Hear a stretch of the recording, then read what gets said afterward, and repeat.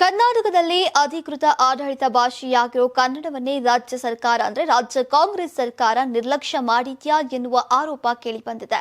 ಹಾಗೂ ಈ ಬಗ್ಗೆ ತೀವ್ರ ಆಕ್ರೋಶ ವ್ಯಕ್ತವಾಗ್ತಾ ಇದೆ. ರಾಜ್ಯ ಸರ್ಕಾರದ ಅಧಿಕೃತ ಕಾರ್ಯಕ್ರಮದ ಆಹ್ವಾನ ಪತ್ರಿಕೆಯನ್ನ ಉರ್ದುವಿನಲ್ಲಿ ಪ್ರಕಟಿಸಿದ್ದು ಹೊಸ ವಿವಾದವನ್ನ ಹುಟ್ಟುಹಾಕಿದೆ.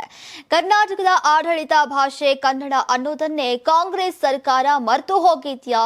ಹಿಮೋಫಿಲಿಯಾ ರೋಗಿಗಳಿಗೆ ರೋಗ ನಿರೋಧಕ ಚಿಕಿತ್ಸೆ ಮತ್ತು ಉಚಿತ ಆಂಬ್ಯುಲೆನ್ಸ್ ಸೇವೆಗೆ ಚಾಲನೆ ನೀಡುವ ಮಹತ್ವದ ಕಾರ್ಯಕ್ರಮದ ಆಹ್ವಾನ ಪತ್ರಿಕೆಯನ್ನ ಉರ್ದು ಭಾಷೆಯಲ್ಲಿ ಪ್ರಕಟಿಸಿದ್ದು ನಾನಾ ಚರ್ಚೆಗೆ ಕಾರಣವಾಗಿದೆ. ಕನ್ನಡ ಕಡೆಗಣನೆ ವಿರುದ್ಧ ಈಗ ಆಕ್ರೋಶ ವ್ಯಕ್ತವಾಗ್ತಾ ಇದೆ. ಇನ್ನು ಆರೋಗ್ಯ ಮತ್ತು ಕುಟುಂಬ ಕಲ್ಯಾಣ ಇಲಾಖೆ ಇಂಗ್ಲಿಷ್ ಹಾಗೂ ಕನ್ನಡದ ಜೊತೆಗೆ ಉರ್ದು ಭಾಷೆಯಲ್ಲೂ ಕೂಡ ಆಹ್ವಾನ ಪತ್ರಿಕೆಯನ್ನ ಪ್ರಕಟಿಸಿದೆ.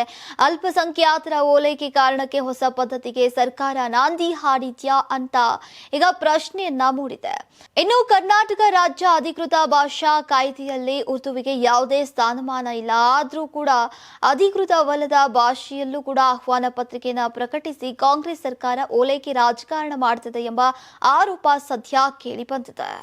Karnataka TV leader awards 2025 best MLA nomination ಕರಾವಳಿ ಮತ್ತು ಮಧ್ಯ ಕರ್ನಾಟಕ ಟಿ ರಘುಮೂರ್ತಿ ಚಳ್ಳಕೆರೆ ಕ್ಷೇತ್ರ, ಚಂದ್ರಪ್ಪ ಹೊಳಲ್ಕೆರೆ ಕ್ಷೇತ್ರ, ಹರೀಶ್ ಪೂಂಜಾ ಬೆಳ್ತಂಗಡಿ ಕ್ಷೇತ್ರ, ಅಶೋಕ್ ರೈ ಪುತ್ತೂರು ಕ್ಷೇತ್ರ, ಗುರುರಾಜ್ ಗಂಟಿಹೋಳಿ ಬೈಂದೂರು ಕ್ಷೇತ್ರ, ಕೆಎಸ್ ಆನಂದ್ ಕಡೂರು ಕ್ಷೇತ್ರ, ಎಚ್ಡಿ ತಮ್ಮಯ್ಯ ಚಿಕ್ಕಮಗಳೂರು ಕ್ಷೇತ್ರ, ಯಶಪಾಲ್ ಸುವರ್ಣ ಉಡುಪಿ ಕ್ಷೇತ್ರ, ಬೇಳೂರು ಗೋಪಾಲಕೃಷ್ಣ ಸಾಗರ ಕ್ಷೇತ್ರ, ಚನ್ನಬಸಪ್ಪ ಚನ್ನಿ ಶಿವಮೊಗ್ಗ ನಗರ ಕ್ಷೇತ್ರ, ಬಸವರಾಜು ಶಿವಗಂಗಾ ಚನ್ನಗಿರಿ ಕ್ಷೇತ್ರ, ಸತೀಶ್ ಸೈಲ್ ಕಾರವಾರ ಕ್ಷೇತ್ರ.